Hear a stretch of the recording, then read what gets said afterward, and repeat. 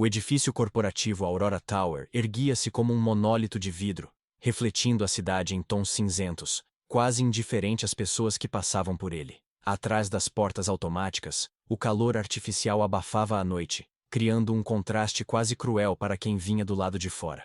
Era ali que Helena Duarte passava suas noites. Aos 39 anos, a vida parecia ter se resumido àquele uniforme azul simples, gasto pelo uso, e ao barulho metálico do balde de limpeza que rangia no piso de mármore. Havia algo quase invisível nela aos olhos dos outros. Os seguranças a cumprimentavam sem olhar nos olhos. Os funcionários noturnos passavam apressados fingindo que não a viam. Ela não se incomodava mais com isso. Ou talvez tivesse aprendido a esconder o incômodo. Por trás do cabelo preso em um coque prático e das mãos secas pelo contato constante com produtos de limpeza, Helena carregava outra história. Uma história que ninguém ali conhecia. Um diploma de História da Arte pendurado em uma parede de uma casa alugada em Santa Felicidade. Uma carreira interrompida na Universidade Federal do Paraná, onde havia lecionado por mais de 10 anos. E a lembrança amarga do dia em que ousou denunciar um esquema de falsificação de diplomas e foi afastada para não manchar a reputação da instituição. Desde então, o silêncio profissional se tornou um muro. Agora, naquele edifício envidraçado, ela era apenas a mulher do uniforme azul que surgia ao entardecer, limpava os corredores, recolhia restos de café e ia embora antes do nascer do sol. No 22º andar, a noite tinha outro ritmo. Ali ficava o escritório principal da Lognext, a startup de logística que havia transformado Caio Marinho em um milionário antes dos 40. A sala dele era uma vitrine do sucesso. Móveis de design minimalista, quadros caros, um frigobar abastecido com vinhos italianos e uma vista panorâmica de Curitiba, que deixava tudo lá embaixo parecer distante e pequeno. Mas naquela noite, Caio não olhava a cidade pela janela. Olhava para a tela do notebook, os olhos apertados, a mandíbula tensa. Havia perdido um contrato internacional, um projeto de expansão para a Europa que os investidores esperavam há meses. A perda significava mais do que dinheiro. Era um golpe no ego, um arranhão em sua reputação de homem que nunca errava. Agora, com 42 anos, Caio era o tipo de homem que carregava a própria autoridade como uma segunda pele. Camisas impecáveis, relógios discretos e caros, um tom de voz firme que raramente se alterava, exceto quando explodia em impaciência. Para ele, cada atraso, cada erro, era um ataque pessoal. E naquela noite, o erro era grande demais para ser digerido em silêncio. Eles querem renegociar tudo do zero, murmurou, socando a mesa com a ponta dos dedos. Amadores. Todos já havia ido embora. Mariana, a secretária de confiança, foi a última a sair, junto com a equipe do financeiro. Restavam apenas a luz fria do escritório, o computador aberto e a irritação dele crescendo como um nó no peito. Enquanto isso, Helena estava no saguão do prédio, esfregando com vigor uma mancha de café no mármore branco. O corredor estava silencioso, exceto pelo barulho do pano torcido, o roçar das cerdas da escova e o eco ocasional do elevador abrindo e fechando portas em outros andares. Ela limpava com concentração, como se cada movimento pudesse apagar não apenas a sujeira do chão, mas também algo dentro dela. O uniforme azul estava úmido nos punhos, e uma mecha rebelde de cabelo insistia em escapar do coque, caindo sobre a testa. Mais um turno, e a dor nas costas vai ser minha herança, murmurou baixinho, sem esperar resposta. O relógio marcava quase 10 horas da noite quando o elevador de vidro se abriu com um som seco. Caio saiu de dentro dele, tenso, falando ao celular em inglês acelerado, uma pasta de couro embaixo do braço. Não olhou para os lados. Não costumava olhar. That's unacceptable. We'll sue them if we have to. A voz dele reverberou pelo saguão. Foi então que tudo aconteceu em segundos. Helena estava ajoelhada, o balde à frente. Caio, distraído pela conversa, passou apressado, bateu o joelho no balde e o empurrou sem perceber. A água se espalhou pelo mármore como uma poça gelada e o rodo caiu no chão com um estrondo. Helena se desequilibrou, quase caindo. Caio olhou por um instante, como quem percebe um obstáculo irritante no caminho, e disse apenas: preste mais atenção. Não parou. Não pediu desculpas. Continuou andando até a porta giratória, a pasta sob o braço, a voz retomando o tom firme no celular. Helena ficou ali, ajoelhada, olhando a água escorrer entre os veios do mármore, ouvindo o barulho dos sapatos caros dele desaparecendo. Não falou nada, apenas pegou o pano, torceu-o de novo e voltou a limpar. Mas os movimentos, antes mecânicos, agora tinham outra energia, uma raiva contida, um cansaço profundo. Caio atravessou a rua em direção ao estacionamento, sem nem perceber que o ar frio que cortava a noite parecia mais pesado. Ele só queria chegar ao carro, ligar o aquecedor e esquecer aquele dia. Mas algo nele, muito no fundo, ainda não sabia que aquele empurrão quase involuntário no balde de uma mulher invisível seria o estopim de algo muito maior. Um ponto de virada que mudaria não só a vida dela, mas a dele também. Helena terminou de secar o chão, guardou o balde e o rodo no carrinho e olhou o reflexo do próprio rosto no vidro do saguão. Não viu apenas uma faxineira. Viu o contorno de uma mulher que já havia sido professora, palestrante, que já havia pisado em auditórios cheios. O frio entrou pela porta automática, arrepiando os pelos do braço. Ela fechou os olhos por um instante e respirou fundo, sentindo o cheiro da cera, do desinfetante e de algo mais, uma sensação incômoda, como se tivesse sido apagada, como se a vida dela tivesse encolhido demais. Ainda assim, um pensamento atravessou sua mente como uma faísca. Ninguém fica invisível para sempre.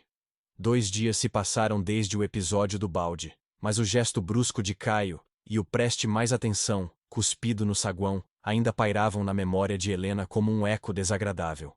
Não era o empurrão, nem a água espalhada pelo mármore. Era a forma como ele a atravessou com o olhar, como se ela fosse apenas um detalhe irritante em seu trajeto. Ela tentou não pensar mais nisso, mas toda vez que subia os andares do Aurora Tower, sentia aquele incômodo lhe tocar a pele como o vento frio de Curitiba, insistente, impossível de ignorar. E na semana seguinte ficou mais difícil de esquecer, pois seu supervisor trocou seu horário e com ela trabalhando das 8 da manhã às 6 da noite o via todos os dias e não mais em raras noites. No 4º dia depois que seu horário foi trocado, o prédio estava em um frenesi incomum. Telefone tocando, passos apressados, portas batendo. No 12º andar, onde ficava a sede da Lognext, a tensão tinha cheiro. Café forte, nervosismo e a energia elétrica de algo prestes a explodir. Caio Marinho estava no centro disso tudo, com a gravata afrouxada e os olhos sombreados por noites mal dormidas. À sua frente, uma pasta de couro aberta, cheia de documentos que pareciam vir de outro século.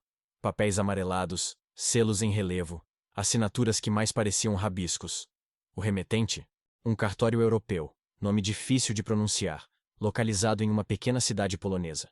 Latim e polonês. Que maravilha! Caio resmungou, folheando as páginas como se fossem insultos impressos. Mariana, a secretária, tentou intervir. Talvez seja sobre aquele contato internacional que o senhor mencionou semana passada. Contato? Ele bufou. Isso aqui parece um tratado medieval. Segurou uma das folhas contra a luz. Quem ainda escreve em latim em pleno século XXI? A frustração dele vinha de mais do que o idioma indecifrável. No rodapé de um dos papéis, um prazo. Resposta oficial até 18 horas, no horário de Varsóvia. Isso era o equivalente a 1 hora no horário do Brasil. E já eram quase 11 da manhã. Helena, naquele mesmo momento, empurrava seu carrinho de limpeza no corredor do andar. Diferente das noites silenciosas, ela ainda se acostumava com o ambiente diário, que pulsava com vozes, reuniões improvisadas, celulares vibrando. Ela evitava o tumulto, concentrando-se no piso que precisava encerar, mas não podia evitar ouvir fragmentos de conversas. Ninguém entende isso. Precisamos de tradutor urgente. Os aplicativos não ajudam. Curiosa, mas discreta, encostou o balde perto de uma divisória de vidro. E ficou em um lugar onde conseguia ver Caio andando de um lado para o outro, gesticulando com irritação, como um ator em uma peça que não admite falhas. Liguem para tradutores, para escolas, para universidades, para quem for. Caio ordenou, a voz atravessando a sala. Eu não quero desculpas. Quero alguém que resolva isso agora. Telefonemas começaram a ser feitos. 1, 2, 3 tentativas. Sempre a mesma resposta. Estamos sem tradutor de polonês. Na universidade foi. Desculpe. Só temos um professor que fala polonês. E ele está em aula, se puder esperar 50 minutos. A cada negativa, a paciência dele se desgastava mais. Impossível! Ele exclamou socando a mesa. Curitiba tem quase 2 milhões de pessoas e ninguém traduz polonês? Alguns funcionários trocaram olhares tensos, tentando manter a compostura. Roberto, do setor comercial, arriscou um tom de humor. Nem o Google Tradutor salva, chefe. Algumas risadas nervosas ecoaram. Caio parou. Olhou para a equipe como se estivesse cercado por incompetentes e, num gesto de irritação e soberba, levantou os documentos no ar. Dou meu salário inteiro para quem traduzir isso antes da 1 da tarde. A frase caiu no ambiente como uma bomba. Houve um segundo de silêncio, seguido de gargalhadas. Era absurdo demais. 40 mil reais? Alguém cochichou. Por esse valor, eu invento o polonês na hora. Mais risadas. A tensão virou comédia. Caio parecia gostar do efeito que causava. Ele sempre gostou de ser o centro, mesmo em situações que beiravam o ridículo. Helena, parada no corredor, ouviu tudo. Ouviu a promessa debochada. Ouviu as risadas. Ouviu a piada sobre inventar um polonês. E algo se acendeu nela. Por 2 anos, ela havia engolido cada comentário atravessado, cada olhar que a varria como se ela fosse invisível. Mas, naquele instante, sentiu uma mistura de indignação e oportunidade. Largou o pano, ajeitou a postura e entrou pela porta de vidro. O burburinho diminuiu. Funcionários a olharam como se estivessem vendo alguém invadir um território proibido. Helena parou diante de Caio, firme, mas respeitosa. Posso tentar? A sala congelou. Os funcionários se entreolharam, entre a incredulidade e o riso contido. Caio ergueu as sobrancelhas como se tivesse ouvido uma piada ruim. Você?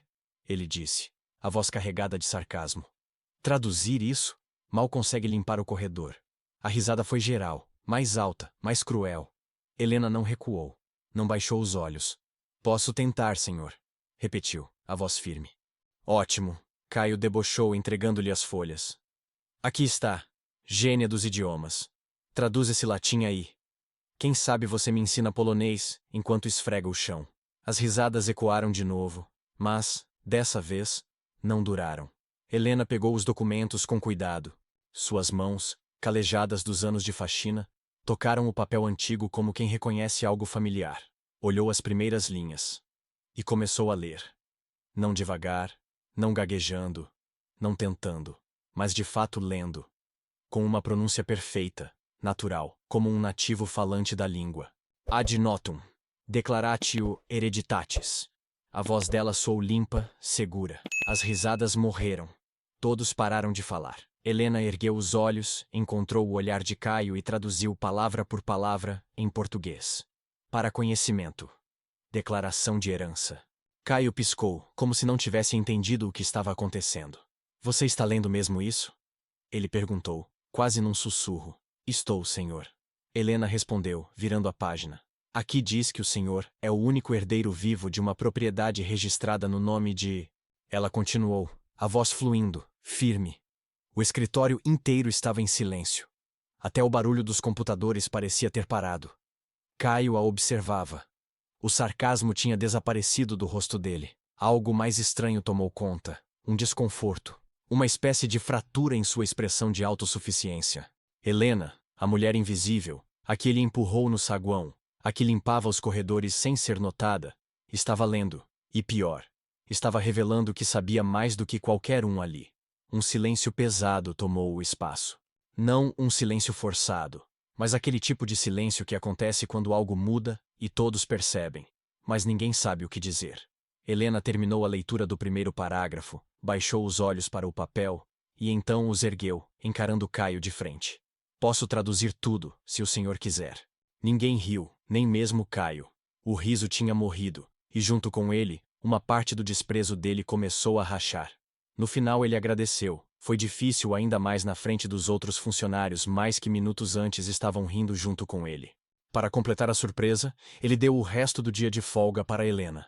Na manhã seguinte, o escritório da Lognext nunca estivera tão silencioso.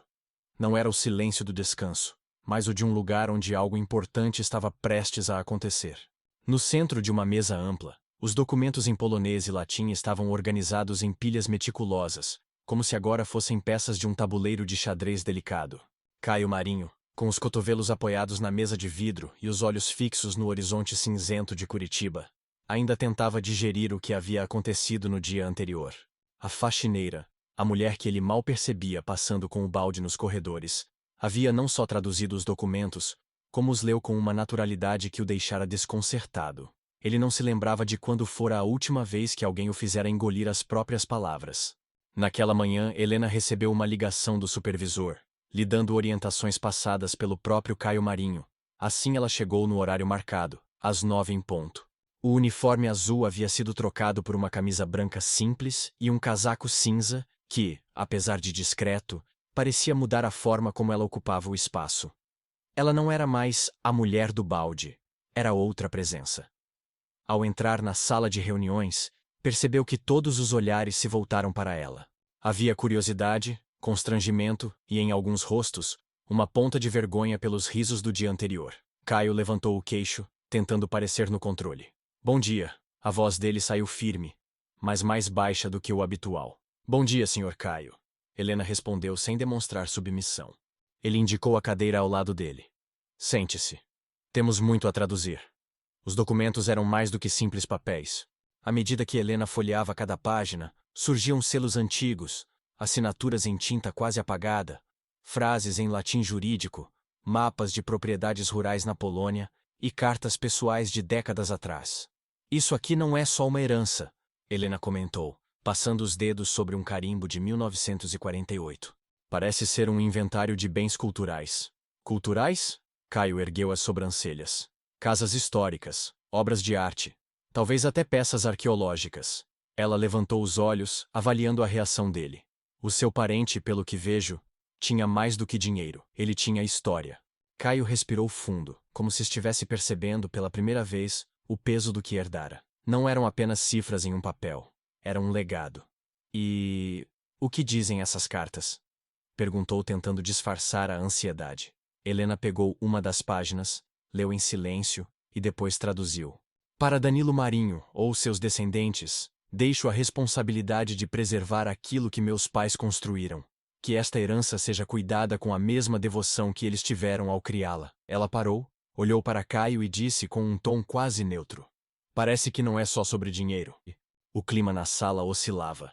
Às vezes tenso, às vezes quase colaborativo. Helena traduziu, explicou termos, escreveu anotações. Caio observava, intrigado, cada gesto dela.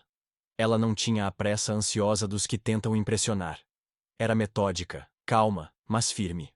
E conforme trabalhava, pequenos fragmentos de sua vida iam surgindo, quase sem que ela percebesse. Onde aprendeu polonês? Caio perguntou, genuinamente curioso, depois de algum tempo. Helena manteve os olhos nos documentos, mas a voz saiu clara. Universidade Federal do Paraná. Fiz mestrado em linguística, mas foi a formação em história da arte que me fez apaixonar por todo tipo de línguas e dialetos. E por quê? Ele hesitou. Por que está limpando corredores, então? Houve uma pausa. Ela fechou uma pasta, apoiou as mãos sobre ela e só então respondeu. Porque, há 2 anos, denunciei um esquema de falsificação de diplomas na universidade. E perdi tudo. A sala pareceu encolher. Caio não soube o que dizer de imediato. Mariana, que estava sentada mais ao fundo, parou de digitar, claramente escutando. Helena continuou com um tom quase impessoal, como se estivesse narrando a vida de outra pessoa. Professores vendendo notas, diplomas, favorecimentos. Quando denunciei, me colocaram na geladeira. E no fim, fui demitida. Para preservar a imagem da instituição. Fez aspas com os dedos, mas sem sarcasmo, só cansaço. Caio a encarou, silencioso. E seu marido? A pergunta escapou mais pessoal do que ele pretendia. Helena não desviou o olhar. O casamento já não estava bem. E depois desse episódio, acabou de vez. Disse que não aguentava mais ver a vida afundar. Uma pausa. Acho que no fundo, ele não aguentava mais me ver forte quando ele já tinha desistido. O silêncio se instalou na sala. Caio mexeu em uma folha qualquer, só para quebrar a tensão. Mas o gesto não disfarçou a sensação de culpa que o atravessou. Ele se lembrava, com clareza desconfortável, do dia balde e um constrangimento passou pelos seus olhos. Logo ele tratou de mudar de assunto e focar novamente nos papéis. À medida que o dia avançava, Caio voltava a ser o mesmo de sempre e os atritos surgiram. Você não está entendendo. Caio disse em certo momento, apontando para uma cláusula. Isso aqui é sobre valores. Preciso saber exatamente quanto está envolvido. Helena ergueu o olhar impassível. Eu entendo muito bem, Sr. Caio, mas se o senhor quer precisão, precisa ter paciência. Ele respirou fundo, como se quisesse rebater, mas se conteve. Essa era a dinâmica deles. Ele, acostumado a ser obedecido sem hesitação. Ela, acostumada a ser subestimada, mas sempre se recusando a ser tratada como uma peça de engrenagem. E, estranhamente, ele começava a admirar essa postura daquela mulher. No final da tarde, quando a neblina típica de Curitiba já cobria os prédios como um pano úmido, Helena fechou a última pasta. Por hoje, é isso.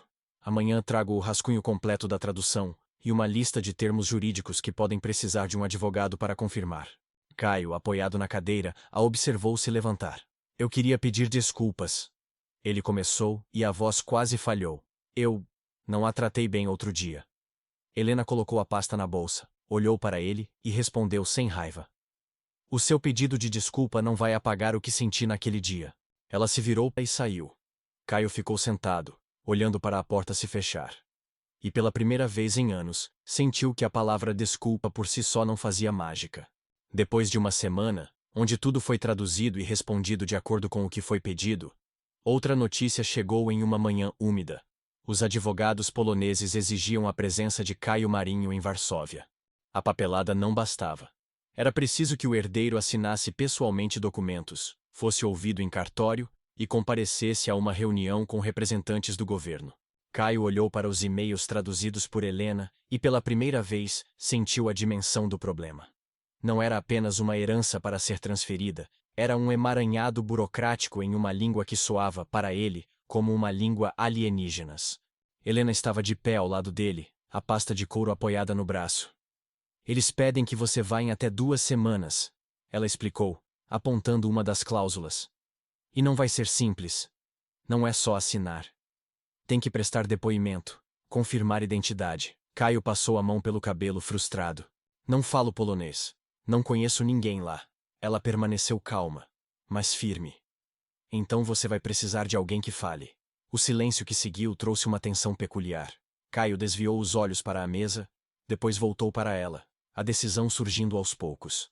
Você teria disponibilidade para ir comigo? Ele perguntou, medindo as palavras. Helena hesitou. Eu? Você entende os documentos, fala o idioma, sabe lidar com essas pessoas. A voz dele saiu quase como uma ordem, mas com uma nota diferente, era um pedido escondido na rigidez. Eu não posso ir sozinho. A preparação para a viagem foi uma mistura de pressa e expectativa contida. Caio organizou passagens, hotel, agenda de compromissos. Helena, discreta, fez ligações para antigos contatos, pesquisou os procedimentos poloneses, preparou um dossiê com informações que ele jamais pensaria em buscar. No aeroporto de Curitiba, a tensão era palpável. Caio estava acostumado a viagens internacionais, mas aquela tinha um peso diferente. Helena, com um casaco simples e uma mochila, parecia deslocada entre executivos engravatados e turistas de férias. Mas havia nela uma serenidade que contrastava com a inquietação dele. Não precisa ficar nervoso, ela comentou, olhando pela janela do embarque enquanto a chuva fina riscava o vidro. Quem disse que estou nervoso? Ele rebateu, um pouco rápido demais. Helena não respondeu.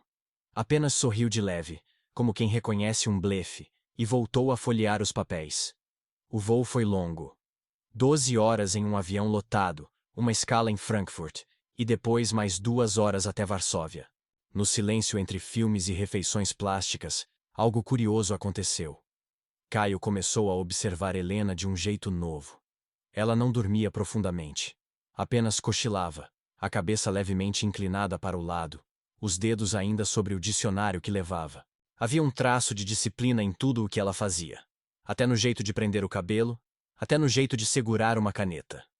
Em um momento, ela abriu os olhos e percebeu que ele a olhava. Não disse nada. Apenas ajeitou a manta fina que a companhia aérea oferecia. Mas os olhares ficaram ali, pairando, como algo que ainda não tinha nome, nem precisava. Varsóvia os recebeu com frio cortante e céu pálido. Era janeiro, e a cidade parecia envolta em uma névoa quase azulada. O táxi que os levou do aeroporto passou por prédios de arquitetura pesada, praças cobertas de neve, e Helena apontava pequenos detalhes pela janela. o estilo gótico de uma igreja, um letreiro em polonês que ela traduzia com naturalidade. Você já esteve aqui antes? Caio perguntou, tentando disfarçar o encantamento com a forma como ela parecia pertencer àquele cenário. 2 vezes, a primeira como ouvinte em um seminário, e a segunda como palestrante. Ela respondeu, mas é sempre diferente. Varsóvia muda com o inverno. No hotel, Caio havia reservado 2 suítes, lado a lado. Ele queria demonstrar organização, mas também uma espécie de cuidado. Não ousaria sugerir nada que soasse inapropriado. Suíte 705 para você, 706 para mim, ele disse, entregando a chave-cartão. Helena assentiu, sem comentários. Os primeiros compromissos eram exaustivos. Cartórios, escritórios de advocacia, reuniões onde advogados falavam em polonês rápido, misturando termos jurídicos e burocracia que fariam qualquer um se perder. Caio ficava ao lado, tentando acompanhar, mas era Helena quem conduzia tudo. Ela traduzia, explicava, mediava conflitos, cortava mal-entendidos antes que se tornassem problemas. Havia uma estranha inversão de papéis. Ele, o CEO acostumado a controlar salas inteiras, agora dependia de cada palavra dela.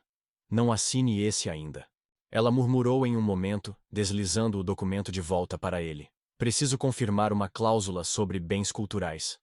Caio olhou para ela surpreso com a firmeza, e obedeceu. No fim do segundo dia, exaustos, decidiram parar em um café no bairro antigo, onde ruas estreitas e calçadas de pedra pareciam suspensas no tempo. O lugar tinha janelas embaçadas e mesas de madeira que rangiam. Helena pediu um chá de frutas vermelhas. Caio, um café forte. Por um momento não havia documentos, nem assinaturas, nem advogados. Apenas o calor do lugar, o barulho suave de uma música que parecia vir de outra década e o vapor das bebidas subindo em espirais. Foi ali que a primeira conversa realmente honesta começou. Você sempre parece tão... no controle, Caio comentou, mexendo a colher no café. E você sempre parece tão... irritado, Helena respondeu, sem malícia, apenas constatando. Ele riu de leve, surpreso consigo mesmo. Talvez eu seja. Talvez esteja, ela corrigiu. Tem uma diferença. Houve uma pausa. Os dois beberam um gole em silêncio. Mas aquele silêncio não era constrangedor, era denso de tudo o que não estava sendo dito. À noite, Caio voltou para o hotel com um cansaço que não conhecia. Não era só físico. Era o peso de reconhecer que estava aprendendo mais com aquela mulher do que com anos de reuniões e negociações. Helena, no quarto ao lado, também não dormiu de imediato. Sentou-se perto da janela, olhando as luzes fracas de Varsóvia refletindo na neve, e se perguntou por que, apesar de toda a desconfiança, começava a sentir algo estranho quando os olhos dele se demoravam nos dela. Os dias seguintes foram uma coreografia de confiança. Ele assinava onde ela dizia para assinar. Ela traduzia o que precisava ser traduzido, mas também interpretava expressões, entonações, intenções escondidas. E aos poucos, algo começou a mudar. Não em declarações óbvias, nem em gestos planejados, mas no jeito como ele segurava a porta para ela passar, no modo como ela ajeitava o lenço no pescoço antes de enfrentar o vento, no sorriso breve quando dividiam um pedaço de pão no café da manhã. O amor não apareceu como um trovão. Ele se insinuou, discreto, como a neve que começa a cair sem que ninguém perceba, até que tudo ao redor está branco. Mas havia um obstáculo invisível entre eles: o passado. Helena ainda se lembrava do balde derrubado. Do mal consegue limpar o corredor. Ela não seria um projeto de redenção para um homem que só agora percebia que existia algo além do próprio mundo. Caio, por sua vez, ainda sentia a vergonha de cada palavra dita no passado, e percebia que pedir desculpas não apagava a memória de quem foi. E foi nesse espaço entre culpa e resistência que o sentimento cresceu. Torto. Real. Impossível de ignorar. O voo de volta parecia mais curto, mas a sensação ao aterrissar em Curitiba era de quem atravessara um continente e um abismo pessoal. O caso em Varsóvia estava resolvido, os documentos assinados, a herança garantida. Mas, para Caio Marinho, o que mais pesava não eram os milhões preservados, e sim o que havia sido transformado dentro dele. A cidade os recebeu com um frio úmido, típico do inverno curitibano, e uma garoa fina que parecia pousar no rosto com a leveza de poeira. No táxi que os levava do aeroporto, Caio olhava as ruas familiares como se fossem novas, enquanto Helena observava as fachadas apagadas, as praças silenciosas, com um cansaço suave, não apenas físico, mas emocional. Ela não disse nada, mas sentia. A viagem os havia mudado. Não era algo que se pudesse medir ou nomear. Era o modo como os silêncios entre eles tinham se tornado menos duros, e como as palavras carregavam um peso diferente. Dias depois, o Aurora Tower parecia outro prédio. O ar no 22º andar não tinha mais aquele tom de tensão estéril, e Caio foi o motivo dessa mudança. Logo na semana seguinte ao retorno, convocou todos os funcionários para uma reunião geral. Helena estava lá, discreta, ao fundo, sem saber ao certo o que esperar. Quero começar com um pedido de desculpas. Caio disse, a voz firme, mas carregada de algo que poucos já tinham ouvido nele. Vulnerabilidade. Por anos, eu tratei muita gente aqui como números, como peças substituíveis. E isso terminou. Murmúrios percorreram a sala. Ele respirou fundo e continuou. A herança que recebi poderia ter me deixado ainda mais arrogante. Mas o que eu trouxe da Polônia não foram apenas documentos assinados. Eu trouxe um aprendizado. E esse aprendizado veio da pessoa que eu menos respeitei quando devia. Ele olhou para o fundo da sala, e os olhos encontraram os de Helena. Ela, disse sem hesitar. Helena me ensinou o que é respeito de verdade. E por isso, a partir de hoje, essa empresa vai funcionar de outro jeito. Os funcionários se entreolharam. Então Caio anunciou: criação de bolsas de estudo para filhos de colaboradores, distribuição de parte dos lucros para todos, do estagiário ao pessoal da limpeza, e uma política interna de formação e valorização profissional. Cada palavra parecia uma peça sendo recolocada, uma tentativa de corrigir os próprios erros. No final daquela reunião, chamou Helena para uma conversa reservada. Estavam na sala de vidro que dava vista para a cidade, onde a luz do fim de tarde se espalhava em tons azulados. Quero te oferecer algo. Caio disse, colocando uma pasta sobre a mesa. Não precisa. Helena começou, quase em defesa. Preciso sim. Ele abriu a pasta e empurrou os papéis para ela. Quero que você seja diretora cultural e de relações internacionais da Lognext. Helena arregalou os olhos. É um cargo que não existia, mas deveria. Ele prosseguiu. Quero alguém que entenda a importância de cada detalhe, que olhe para além dos números. Quero que você lidere os projetos culturais que vamos apoiar, as parcerias internacionais. Ela ficou em silêncio por alguns segundos, lendo a proposta, os benefícios, as responsabilidades. Por quê? Perguntou sem erguer os olhos. Porque você é a única pessoa em quem eu realmente confio para isso.